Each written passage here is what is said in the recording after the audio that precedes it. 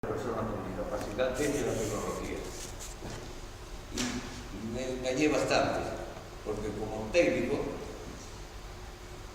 yo puedo llegar a desarrollar un elemento técnico y entonces, ¿cómo hago para que la gente lo use? Primero tengo que identificar qué cosas son las que realmente vale la pena hacer, no las que a mí se me ocurren, no las que el mercado me está diciendo que hay que hacer. ¿Cuáles son las gente? Entonces, de alguna manera, mi primer paso es montar un observatorio virtual de problemas y necesidades. ¿Cuáles son los problemas y necesidades reales de la gente? No lo que me dice el mercado, una silla de rueda automática, así que no tiene en la casa ni siquiera cómo usar la silla de rueda esta. Por ejemplo, ¿cuáles son las mayores necesidades? Porque yo quisiera hacer algo que no le sirva uno por uno, porque tengo ganas de que lo que yo haga le sirva a más gente, para lo cual tengo que determinar. Entonces, ¿qué hago?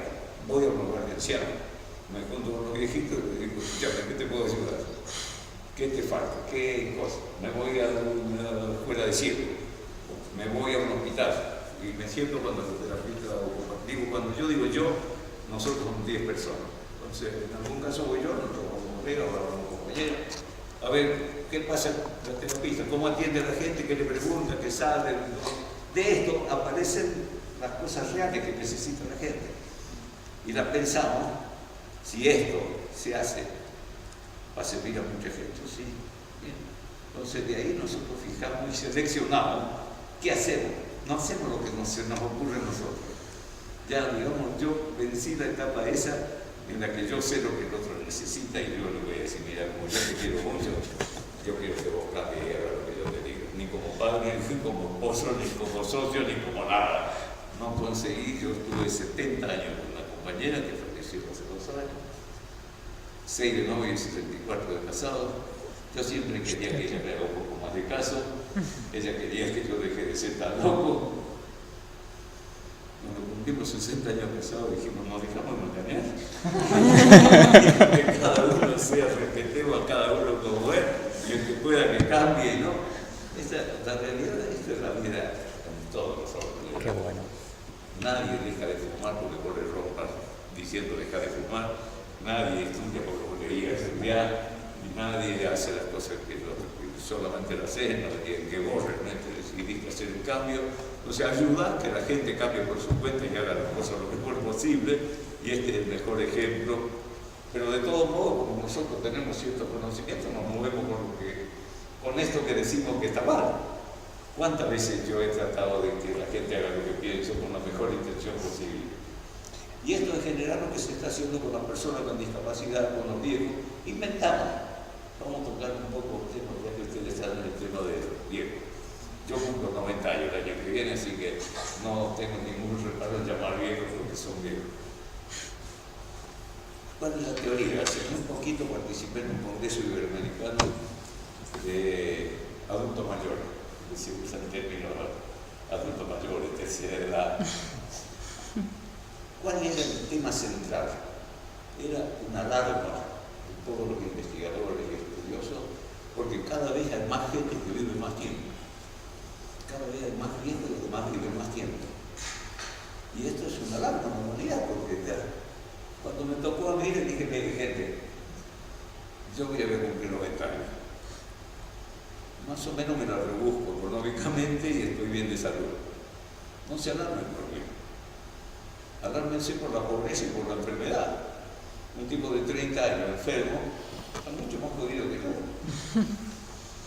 ¿Cuál es el problema? El problema es llegar a esta edad en buenas condiciones y poder vivir. Entonces, no nos equivoquemos con el foco.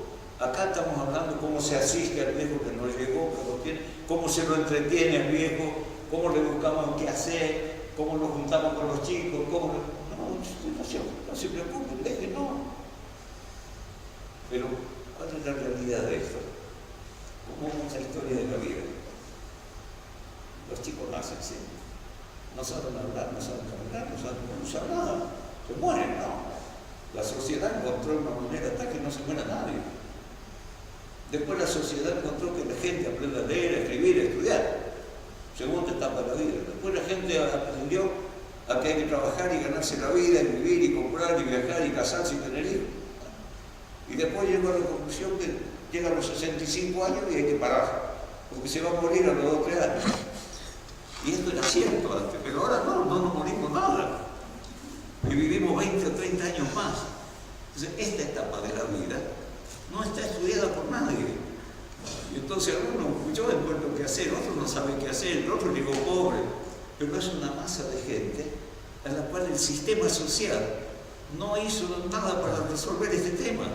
Este es el desafío. Entonces, no podemos inventar. Acá hay que sentarse y armar un programa de investigación de cómo haces para que esta gente que ya aprendió a comer, a estudiar, a trabajar, que se casó, que tuvo hijos, que viajó, que compró cuadritos, que colgó cuadritos, que compró botellas, que hizo todo esto. ¿Y a mí qué? A mí no me produce ninguna satisfacción volver a comprar un cuadrito y colgar un cuadrito, o ir a algún lado que ya fui. A mí me produce satisfacción cuando toda la experiencia que yo tengo la puedo volcar y veo que volcada a otro le mejoro la vida al otro, y esto me produce una satisfacción en el ser, mucho más que tener.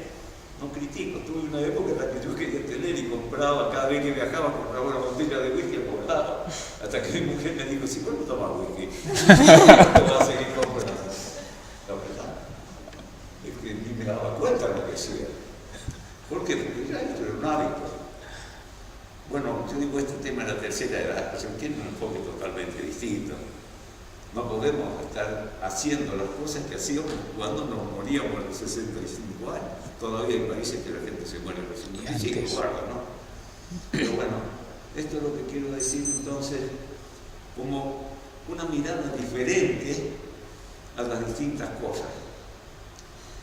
Una cantidad de creencias que hemos tenido en la vida, de cómo son las cosas, sus posiciones, muchas no fueron ciertas, o muchas dejaron de ser ciertas. ¿Cuántas veces yo, como era ingeniero técnico, medio cubano, economista, hicimos todo un proyecto de crecimiento, porque se decía que hay que crecer para que haya equidad? Y yo lo repetía también. Hicimos un trabajo muy sesudo sobre el crecimiento. No sabía nada de equidad, porque si no tomaban medidas específicas para que haya equidad, el crecimiento mejoraba la situación de lo que tenían y no de lo que no tenían. Ni el empleo mejoraba. Y sin embargo todo el mundo hablaba de que el crecimiento es equidad, de que el mercado produce equidad, de que el derrame, bla, bla, bla. Y seguimos sosteniendo cosas así. Y supuestos y cosas normales que aceptamos en la vida, que yo estoy tratando de decirle a mis amigos, miren, lo que no es bueno no es normal. Lo que no es bueno. Eso es muy bueno.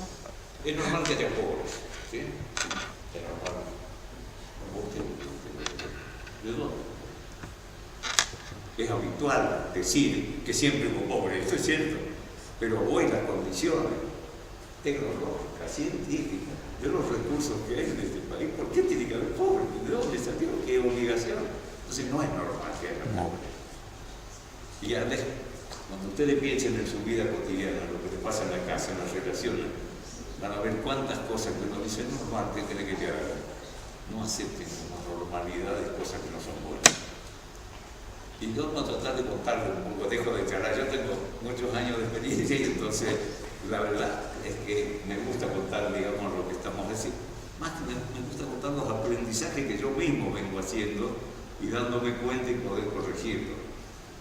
Y entonces, después de haber batallado por el crecimiento de la economía, como ingeniero me puse a mirar qué es lo que pasa con el crecimiento.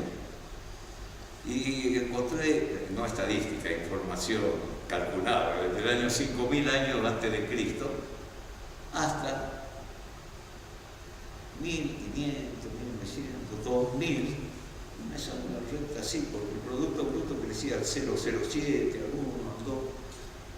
Acá, en el año 1950, recién empieza un crecimiento al 4%. Ustedes son técnicos, saben lo que es crecimiento exponencial. Si vos pones $1 al 1%, en 100 años te da $2,6. Si lo pones al 2% te da 6. Si lo pones al 10% te da 13.500. En el Producto Bruto pasa lo mismo.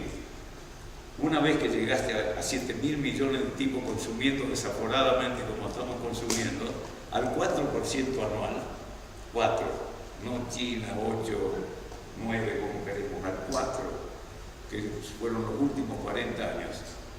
¿Saben cuánto me dan en el 2100, en el 90? 34 mundos. Aritmética, aplicar un crecimiento exponencial. ¿Ustedes creen que esto es posible? Yo tengo que seguir diciendo que hay que crecer. Pero cuando yo digo paren el crecimiento como momentito, los países en desarrollo dicen, no, déjame, yo acá para salir de la pobreza tengo que crecer. Tienen razón. Los países desarrollados dicen, si yo paro, ¿sabes el despelote que tengo? Desocupación, despelote, ¿cierto? Tienen razón.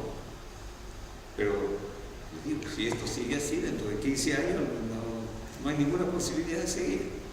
Y todavía tengo muchos colegas, y no los colegas, todos los empresarios agregan productos para que se crezca. Todos los intendentes quieren que vengan inversores a crecer. Y nosotros, tontitos del mundo, compramos todo lo que se hace.